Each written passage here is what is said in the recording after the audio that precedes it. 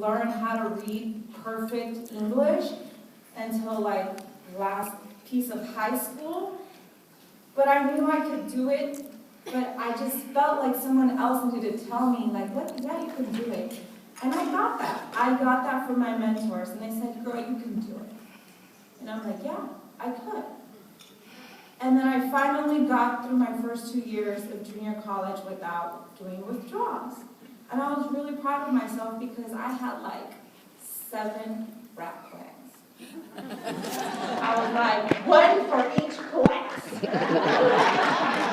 And I was like, I'm going to do whatever I got to do. I mean, I know y'all said to get 1, but I'm going to really need to have like 7. And then I did it. And then when it came time to transfer, I was like, oh, Jesus, I'm gonna do this. I'm scared, but I'm gonna do this. And then I just jumped in, like I did last night, into that pool, with my clothes on. I was like, oh, damn. But we did it. And it was great. It was great to do what I wanted to do and feel like I did it for myself. And with that, it just gave me the power and the confidence to join this advisory board, to help inspire my peers to continue doing this work. And in this advisory board, we got the opportunity to build things. We got the opportunity to open doors for other youth. And then we went to the POCC. I was like, Jay, there's no youth group. And he was like, well, make one. And I was like, yeah, I can do that. I can do that. Yeah, no problem. How do you do it?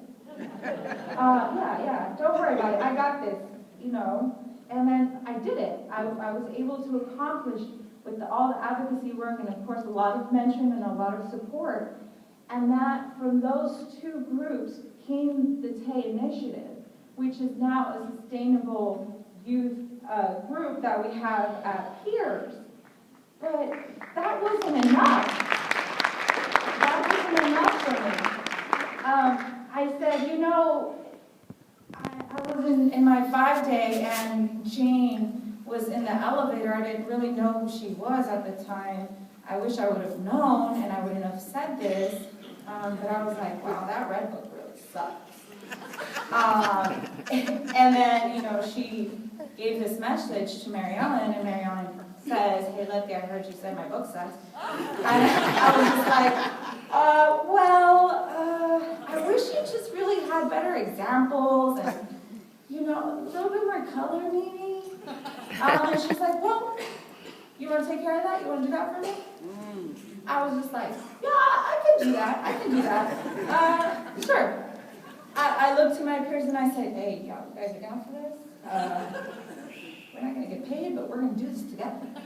A lot of pizzas, a lot of overnights, a lot of chocolates, Rice Krispie treats, and to keep us going.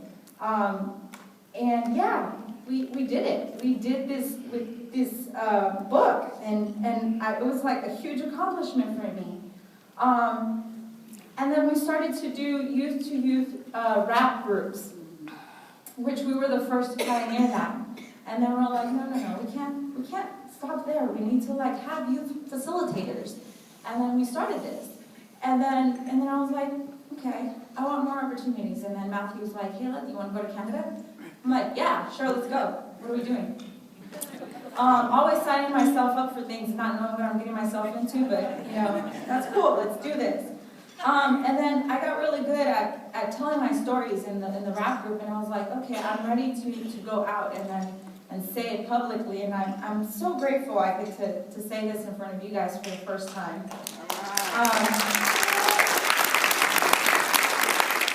But this is the reality. This is the reality of my life. That it wasn't always easy for me. It wasn't a pretty picture. And one of the things that's really hurtful to me, when we go do presentations and then they say, well, Letty, your youth are really high functioning. My youth will never be like that. See, they won't do it. And that's really hurtful to say that other people's youth are high functioning. What does that mean? So you mean to tell me that there's a difference between challenges isn't that a piece of, I mean, I have no words for that. So I'm just going to move on. You know, it's real. Things happen. People recover. They move on. They get inspired by what? By all this great support, these opportunities.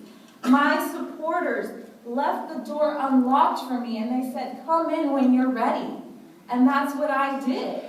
I was given the opportunity to be part of this huge consumer movement, and I gave them the opportunity to give me mentoring and give me those opportunities to flourish them. And then one thing that Tara, that I love when she says this about me, where she says, oh, just let her be. She just, when you let Letty go, she just goes. And